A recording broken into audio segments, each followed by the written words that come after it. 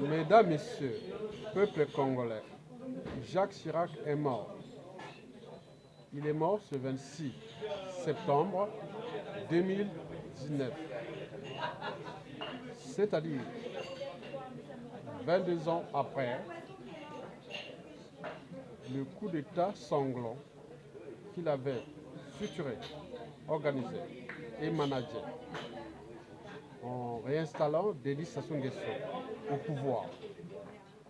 Le capital décès de ce coup d'État et des opérations qui s'étaient poursuivies est estimé à plus de 400 000 morts, dont la plupart des victimes étaient du Sud Congo. N'oublions pas que beaucoup d'entre eux n'ont jamais eu justice. Et donc la mort de Jacques Chirac rentre dans la fin du cycle du dictateur Denis Sassou Nguesso. Et c'est les raisons pour lesquelles j'ai titré cette vidéo « Chirac est mort, Denis Sassou Nguesso aussi. L'âme et des Congolais ou du Congo est restaurée. » Et pourquoi? Parce que dans le purgatoire, Jacques Chirac pourra certainement répondre de ce qui s'est passé. Moi, je l'ai toujours dit que nous, Congolais, nous Bantous, on ne fête pas la mort des uns et des autres. Non. Vous devez rester humble et laisser son âme en paix, sans champagne ni quoi que ce soit. C'est aux forces de l'esprit et de Dieu, et qui, au purgatoire, il pourra certainement répondre de cette situation-là. Et la mort de Chirac va aussi de pair avec la fin du règne de Denis Sassou Nguesso. Et nous le savions d'ailleurs. Et donc écoutez bien les discours du jeune président français, Emmanuel Macron, ce soir, et de toutes les cérémonies de l'enterrement. Nous sommes là dans une situation France-Afrique. Vous savez que parmi les présidents de la 5e République française, Jacques Chirac est au top premier de ce qui a apporté la mort au Congolais. Et les conséquences sont toujours d'actualité. S'en est suivi aussi François Hollande. Et donc, vous connaissez ça. Laissez la force des esprits agir. Comme disait déjà François Mitterrand, que je crois aux forces de l'esprit. Et donc, ne fêtez pas cette mort. Prenez vos bougies, allez à l'église pour certains, à la mosquée pour d'autres, et tout ce qui concerne. Bon, c'est une situation dramatique pour nous. Je vous informe que parmi les victimes de cette affaire-là, il y a des gens qui s'étaient fuis ici en France. Ils ont des enfants métissés et beaucoup de gens sont ici, dans leur douleur, en observant ce que la France va certainement honorer la mémoire d'un chef d'État. Oui, il fut l'homme politique qui était là pour les intérêts de la France. En mélangeant les intérêts vitaux de la France à ceux d'une certaine oligarchie politico-affairistes française qui avait pris la France comme leur compagnie d'assurance pour venir occasionner des désastres en Afrique. Quelle désolation. Et vous devez quelque part comprendre comme nous, ce que j'ai toujours dit, que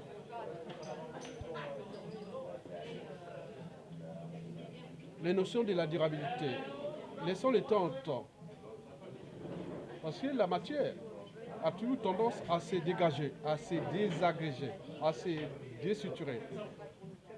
En physique, on appelle ça le principe de l'entropie. L'entropie. La matière a toujours tendance à se déstructurer, à se désagréger. Laissons le temps au temps. Et donc, l'histoire individuelle, ou l'histoire des vies, des familles, des peuples, des sociétés et des civilisations, n'est pas encore fini. Donc, ne restez pas dans le détail, mais observez des minutes de silence à cette histoire-là que vous allez suivre en tant que Congolais. Les cérémonies de commémoration de la mort du président l'ancien président de la France de 1995 à 2007. Et donc, vous devez rester digne parce que la force de Macron, peut-être, l'a bien compris. Et peut-être après lui. Parce que celui qui a détruit les vies s'était installé déjà au pouvoir la même année qu'est naissait Emmanuel Macron. Donc, vous avez tout vu ce qui s'est passé pendant le chiracisme à l'échelle congolaise. Je n'en parle pas de la situation des autres pays d'Afrique francophone. Aujourd'hui, l'Afrique francophone est l'espace linguistique ou l'ex-colonie européenne qui est aujourd'hui sans espoir, sans les lendemains à construire, ni de futur à édifier. Cet espace où règne 2 tiers des dictateurs du continent noir qui apportent l'immigration, la montée en puissance des mouvements des nationalistes ou d'extrême droite. Je vous dis que le plus gros pourvoyeur d'immigration ici en Occident européen, c'est tout justement l'Afrique francophone, alors qu'il n'en méritait pas ça. Le Portugal s'est décolonisé de ses colonies. Parmi ces colonies, l'Angola, le Mozambique, la Guinée-Bissau, le Cap-Vert, et non plus de manifestations à Lisbonne que nous voyons quotidiennement ici en France et avec les procès et autres. Ni l'Espagne qui a une unique colonie, la Guinée équatoriale. Nous ne parlons plus de l'Allemagne qui s'est déjà affranchie de ses colonies depuis la fin de la Première Guerre mondiale, mais elle est toujours là, la première puissance économique d'Europe et 4e mondiale, sans monnaie coloniale et conspiration contre la volonté de ces peuples. La Grande-Bretagne, pareil. Regardez en Afrique anglophone, vous allez voir qu'il y a des dynamismes et autres. Mais regardez ce qui se passe aussi en Belgique avec la République démocratique du Congo qui ne contrôle plus, qui est sous le joug des Américains et la France aussi quelque part. Donc la France reste aujourd'hui le pays conspirateur de l'Afrique francophone. Et pour combien de temps encore? Macron doit comprendre que avec la mort de Jacques Chirac, toute une transformation majeure doit se mettre en place pour que ces monstres africains dégagent. Pour que la France ne soit que là du point de vue de la francophonie des peuples, de la culture française et tout ce que nous connaissons des enjeux culturels à l'échelle universelle en tenant compte de la culture globale. Où je parle ici en français, les gens qui vont plus m'écouter, c'est ceux qui parlent français, ou les francophiles.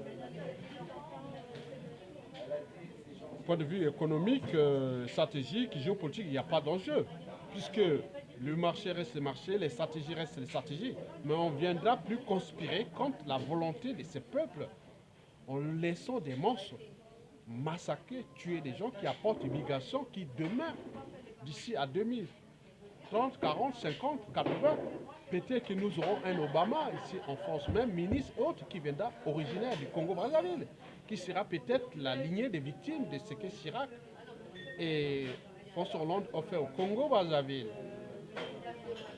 Mitterrand avait chassé Sassou Nguesso à la fin de la guerre froide en 1989, la conférence de la Bolle, et puis la conférence nationale qui s'est tenue au Congo et autres. Chirac l'a réinstallé en 1997 dans les conséquences qu'on connaît. Mais moi, Chirac, je le différencie sur 2 points. Personne ne pourra me contester, c'est ma liberté d'expression, d'opinion, d'association et autres. Moi, c'est un gars qui, du point de vue naturel, je pourrais être avec lui, partager un verre, ou là où on attend des amis qui vont arriver. Et donc, Moi, ce serait comme ça. Jacques Chirac, c'est un copain à parler et autres. Mais du point de vue politique, il y a eu des enjeux stratégiques majeurs autres et qui, par rapport à cette situation post-coloniale de la 5e République française qui ne s'est jamais décolonisée, il s'était rentré dans cette mêlée. Mais il y a eu des réseaux, des De Gaulle et autres qui étaient dans leur euphorie. Donc l'enjeu que ces individus puissent s'affranchir de cet état d'esprit et construire une dynamique nouvelle de l'après Jacques Chirac et qui est aujourd'hui en cours avec le nouveau jeune président Emmanuel Macron. Et donc, nous devons accompagner cette dynamique parce que on peut aujourd'hui fêter autre. Et nous, depuis le coup d'État sanglant de 97 à nos jours, qu'est-ce que nous avons fait pour s'affranchir de cette France Afrique? Qu'est-ce que nous avons fait pour se transformer? Qu'est-ce que nous avons fait comme peuple autre? Mais pourquoi trouver toujours les boucs émissaires et autres? Chirac a défendu les intérêts de la France en jouant cette stratégie avec ses sous-préfets, sous-traitants négligés, donc Denis Sassou Nguesso. Et ces situations sont toujours d'actualité puisque Nicolas Sarkozy l'avait reconduit et puis François Hollande. Aujourd'hui, on ne sait pas si Emmanuel Macron, en tenant compte des enjeux globaux et de la transformation, en tenant compte des réseaux globaux, comment va-t-il faire? En d'autres termes, je peux parler de manière simple au commun des mortels. Jacques Chirac est le problème du Congo, était le problème du Congo, parce qu'il a installé un monstre et qu'ils ont fait les problématiques de la France-Afrique, des mallettes et valises africaines, des financements occultes, des assassinats, des hold-up électoraux, tout. Donc c'était une époque. Donc la mort de Chirac, il faut la situer dans le cadre purement politique et des intérêts vitaux de la France et autres, mais pas du point de vue personnel de ce personnage qui est atypique. Parce que je l'ai rencontré personnellement, je l'ai salué personnellement. C'est un gars sympa. Hein. On pourrait être là, vraiment, c'est un copain, je ne sais pas pourquoi il a fait la politique, quoi. Donc, sur ce plan, moi, je n'ai aucune ingérence personnelle à le faire. Parce que si je parle, on va dire, ouais, il y a ton gars, et tu joues des trucs des mokoko et des. Non, non, non, non, non. Moi, je l'ai toujours dit que, quels que soient les enjeux, ma conscience sera toujours au-dessus de l'appartenance. Je pense qu'il y a les secrets d'État, il y a des affaires compliquées comme ça. C'est l'histoire, oui, c'est l'histoire qui va gérer ça. On ne fait pas falsifier l'histoire. Je n'ai pas à s'interférer dans cette histoire de Chirac et Sassou Nguesso, de Chirac et la France-Afrique, de Chirac et les Congo-Brazzaville, de Chirac et les victimes de Sassou et de Chirac au Congo, et des enjeux à venir. Donc, vous devez vous-même rester humble et suivre tout ce qui va se passer du déroulement des événements et écouter les anciens parce que nous avions beaucoup de choses à faire avec la France en tenant compte de cette histoire-là.